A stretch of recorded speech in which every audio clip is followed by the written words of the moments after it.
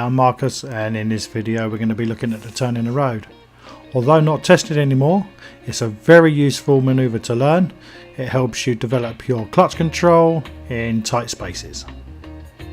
And the skills learned here will make bay parking forwards and reverse and the parallel park a whole lot easier. So it's a normal pull away.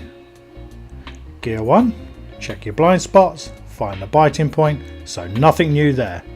And it's a very slow move forward as you turn the wheel full lock to the right.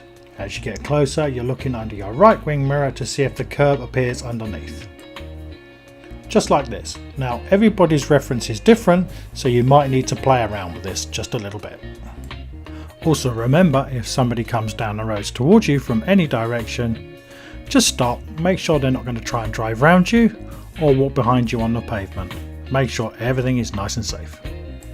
Once in reverse, take effective observations all round, checking behind as well. Go slowly backwards using clutch control, turn the wheel all the way to the left, full lock, until you can see the curb roughly in the bottom right hand corner of the driver's window.